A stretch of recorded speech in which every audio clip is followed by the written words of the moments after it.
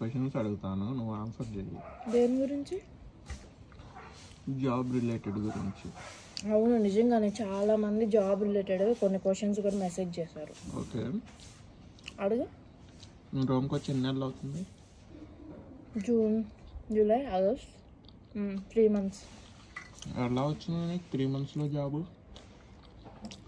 Job ఎలా వచ్చింది అంటే ఫస్ట్ మనం ఏమేం జాబ్స్ ఉన్నాయి అవి చూసుకోవాలి కదా, మనకి మన ప్రొఫైల్కి రిలేటెడ్ జాబ్స్ కనిపించాలి కదా. సో నేనైతే మెయిన్గా యూజ్ చేసింది లింక్డ్ఇన్ ఇంటర్ఫేస్. సో ఆ ప్లాట్ఫామ్ యూజ్ చేసి నా ప్రొఫైల్ రిలేటెడ్ ఏమున్నాయో చెక్ చేసి వాటికి అప్లై చేసా. యాక్చువల్లీ ఇన్ని మంత్స్ కూడా నాకు లేట్ అయ్యేది కాదు. ఎందుకు లేట్ అయింది అంటే నాకు ఈ గవర్నమెంట్ రిలేటెడ్ డాక్యుమెంట్స్ రావాలి కదా, ట్యాక్స్ కోడ్, పర్మిస్ అండ్ టెసరస్ అంతే అన్నీ సరిగా రాలేదు కదా.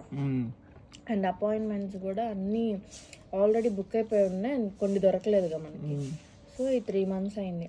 యాక్చువల్లీ 3 months కూడా కాదు, ఆగస్ట్ 1stలోనే కన్ఫర్మ్ అయింది. కాకపోతే ఆగస్ట్ అంతా ఆఫీస్ వాళ్ళు వెకేషన్లో ఉన్నారు కాబట్టి కాంట్రాక్ట్ నాకు సెప్టెంబర్లో పంపించారు. ఏ కంపెనీ అది? కాందొత్తే 1880 అనే నేమ్. అది 1880లో స్టార్ట్ చేశారనమాట. సో ఇప్పటికీ ఒక 120 years అయిందా, అంతే అనుకుంటా, ఒక 120 years అయింది. అండ్ 80 countries ఈ బ్రాంచ్ ఉందన్నమాట. ఈ ఆఫీస్ ఓపెన్ చేశారు 80 countries. ఎన్ని రౌండ్స్ ఇంటర్వ్యూ అయింది నీకు? అసలు అది ఇంపార్టెంట్. జాబ్ అనగానే ఫస్ట్ అప్లై చేయడం ఒకటి, ముందు కాల్ రావాలి కదా అక్కడి నుంచి. చాలా కష్టం ఇక్కడ. నేను దాదాపు ఒక 500 jobs అప్లై చేసి ఉంటాను నాకు తెలిసి. అంటే నేను అప్లై చేసిన పీరియడ్ కూడా కరెక్ట్ పీరియడ్ కాదు, ఎందుకంటే అందరు వెకేషన్లో ఉన్నారు కదా, ఆగస్ట్ అంతా వెకేషన్ కదా ఇక్కడ. ఆ పీరియడ్లో అప్లై చేశారు. సో కొంతమంది అప్లికేషన్ చూసి బ్యాక్ వెకేషన్ నుంచి వచ్చాక పిలుద్దాంలే అనుకుని కొంతమంది మర్చిపోయి ఉండొచ్చు, లేకపోతే వెకేషన్ ముందు ఏం చేస్తామని కొంతమంది మర్చిపోయి ఉండొచ్చు. సో ఏంటి అంటే జాబ్ అప్లై చేయడమే ఇంపార్టెంట్ కాదు, కరెక్ట్ టైంలో కూడా అప్లై చేయాలి. నేనేంటి ఫస్ట్ నాకు కాల్ వచ్చింది, అప్లై చేశా. యాక్చువల్లీ నేను అప్లై చేసినట్టు నాకు తెలీదు. నా ప్రొఫైల్ మ్యాచ్ అయ్యే జాబ్స్ అన్నీ అప్లై చేసుకుంటా వెళ్ళా కదా. సో అలా అప్లై చేసుకుంటా దీనికి కూడా అప్లై చేశానంట. దీనికి అప్లై చేసిన 9 hours నాకు కాల్ వచ్చింది. సో మీరు అప్లై చేశారు అని చెప్పి. ఇక్కడ డ్రాస్టిక్ ఎక్స్పీరియన్స్ ఏంటంటే ఇటాలియన్లో మాట్లాడతారు ఫోన్లో కాల్ చేసి, మనకి ఎట్టాగా ఇటాలియన్ రాదు. So sorry can you speak in English అంటే ఆ హెచ్ఆర్కి ఇంగ్లీష్ కూడా వచ్చినట్టుంది, కొంతమందికి అయితే రాదు. ఫర్ షూర్ చెప్తా, ఇక్కడ చాలా తక్కువ మంది ఉంటారు ఇంగ్లీష్ స్పీకింగ్ పీపుల్. ఎక్కువ ఇటాలియన్ ప్రిఫర్ చేస్తారు, 80% ఇటాలియన్ ప్రిఫర్ చేస్తారు. అండ్ అదర్ పీపుల్ మనలానే ఇమిగ్రెంట్స్ ఉంటారు కదా, వచ్చిన వాళ్ళు కూడా ఇటాలియన్లోనే మాట్లాడతారు, కానీ నాకే రాలే ఇంకా. సో కాల్ వచ్చిన తర్వాత ఆమె డైరెక్ట్గా ఫోన్లో ఏం చెప్పాల, ఆఫీస్కి రమ్మని చెప్పింది. ఇన్-పర్సన్ ఇంటర్వ్యూ అనమాట.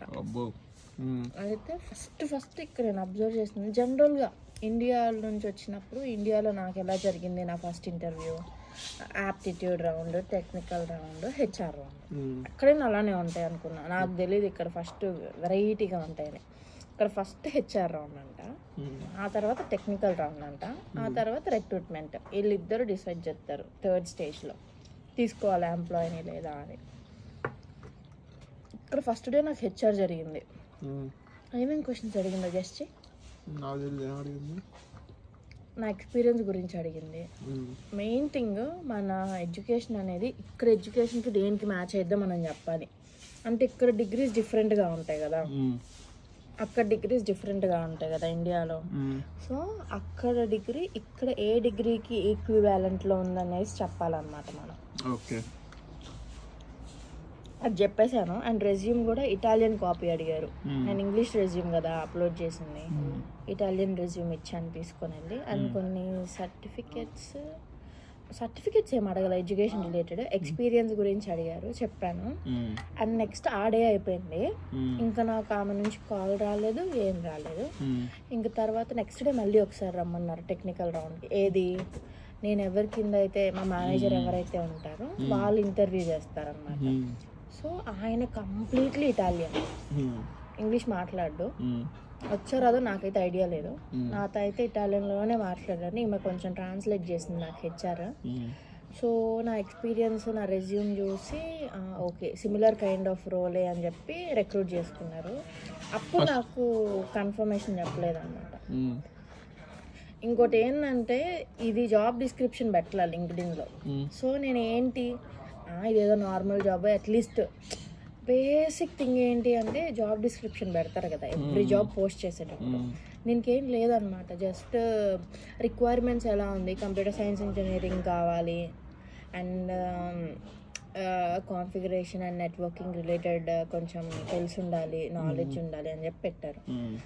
ఓకే మనది ఎలాగో కంప్యూటర్ సైన్స్ బ్యాక్గ్రౌండ్ కాబట్టి అప్లై చేశాను అండ్ ప్రొఫైల్ కూడా నియర్లీ కొంచెం మ్యాచ్ అయింది. అండ్ ఇన్ని అయిపోయిన తర్వాత నాకు చెప్పలే వాళ్ళు ఏంటి ఓకేనా కాదా అని. నెక్స్ట్ డే నువ్వు వెళ్ళమన్నావు కదా, సెకండ్ టైం నేను చెప్పాను కదా వాళ్ళంతా ఇటాలియన్లోనే మాట్లాడుతున్నారు నాకు రాదు కదా అని. సో నువ్వేమన్నావు, జస్ట్ వెళ్ళు, నేనైతే వెళ్ళనని చెప్పాగా, ఇంకెందుకులే వదిలేసుకున్నా.